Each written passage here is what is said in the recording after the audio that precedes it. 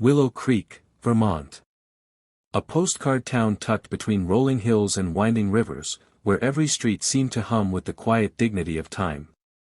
The trees, ancient maples and oaks, lined the sidewalks like watchful sentinels, their bare November branches creaking softly in the wind. In the evenings, smoke curled lazily from chimney tops, mixing with the scent of wet earth, fallen leaves, and the faint, comforting tang of burning wood. On the corner of Chestnut Street stood a grand old Victorian house. Its white paint was peeling in places, like a love letter slowly losing its ink. This was the home of Margaret Evans. She and her husband, Tom, had bought it 40 years ago, back when every wall had been alive with laughter and every porch light was a promise of company. Christmases had been spent in the living room, golden with firelight. Warm summers had meant coffee on the porch swing, Tom's deep voice telling stories over the hum of cicadas. But 3 years ago, Tom was gone, a sudden illness, a hospital room, a silence that followed her home and never left. The house no longer rang with voices. The laughter was replaced by the hiss of the radiator and the ticking of the grandfather clock in the hall.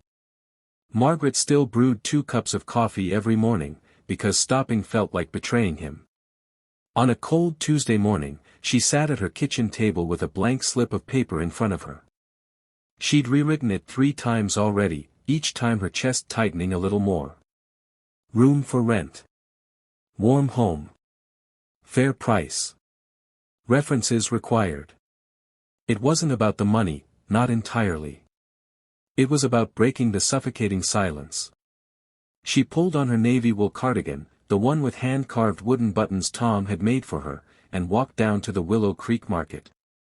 At the back, the community board was a collage of handwritten lives: farm help wanted, piano lessons, old canoe for sale. Margaret pinned her small ad among them, her fingertip resting on the thumbtack for a moment longer than necessary. A voice in her head whispered, "You're inviting a stranger into your home. What if?" Another voice, softer, but stubborn, answered, "What if something good happens?" 3 days later, there was a knock at the door. Outside, the sky was heavy with a pale, smoky blue.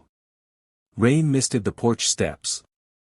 Margaret opened the door to find a boy, or perhaps a very young man, standing there, dripping wet. He had that look of someone caught between youth and adulthood, the skin still fresh, but the eyes holding a tiredness too old for his years. His coat was frayed at the cuffs. The strap of his backpack had been stitched back together by hand. His hair was damp, curling slightly at the ends. And his eyes, gray-blue, like a storm about to break, met hers directly. Hi," he said, hesitating. "I'm Ethan Carter. I saw your ad, at the grocery store." Margaret noticed his hands were red from the cold, knuckles scraped raw. Without thinking, she stepped back, opening the door wider. "Come in," she said. "You'll freeze out there." The kitchen smelled faintly of tea. Sitting at the table, Ethan told her his story, from a small Ohio town, raised by a mother who worked 2 jobs, father gone before he could remember him. He was the first in his family to attend college, but money was tight, sometimes so tight that skipping meals had become normal. Margaret listened. She saw something in his eyes, the same spark Tom had when he'd started his carpentry shop with nothing but stubbornness and an old set of tools. "I'll show you the room," she said.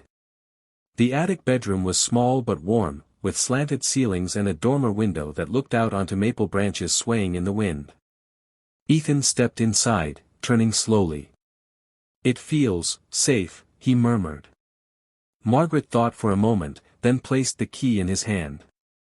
"Welcome home." At first, Ethan kept to himself.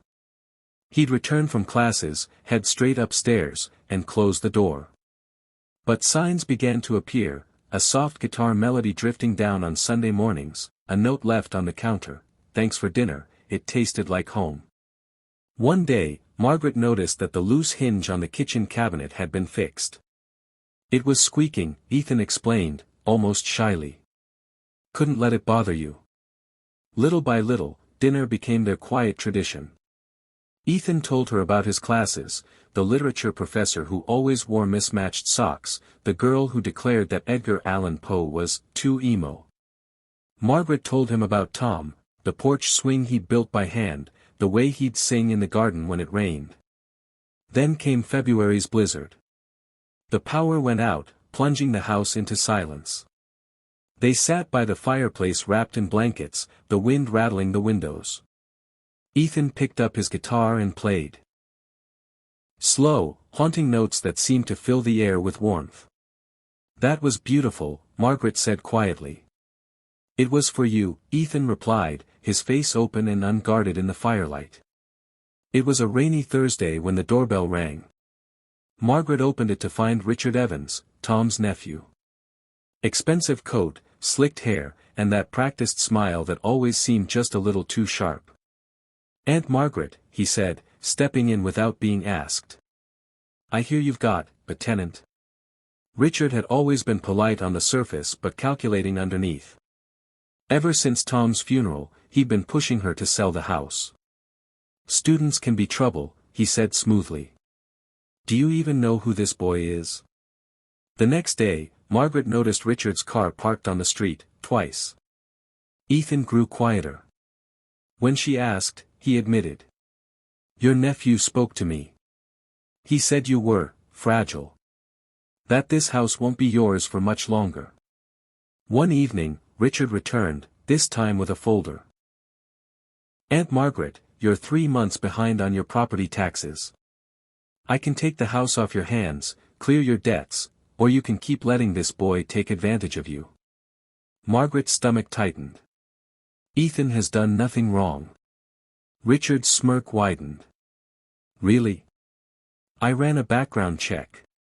Last year, he was arrested, trespassing." Margaret turned to Ethan. "Is this true?" Ethan's voice was low. "Yes.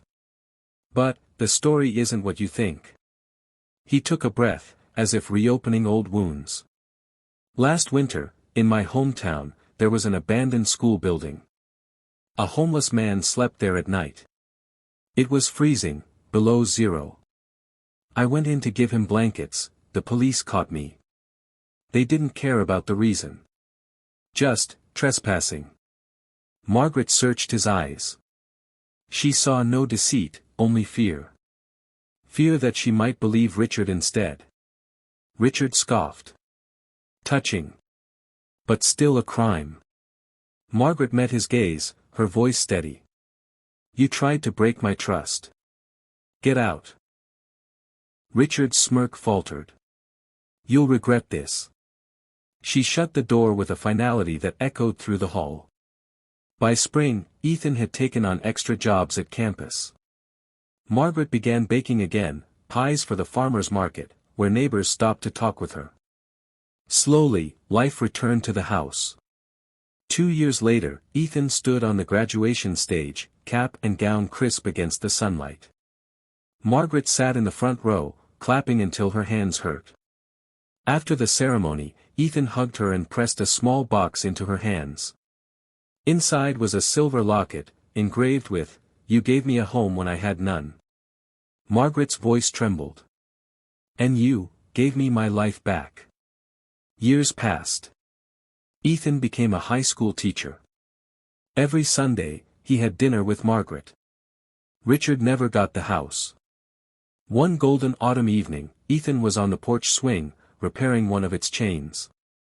Margaret, now older but still steady, brought him tea.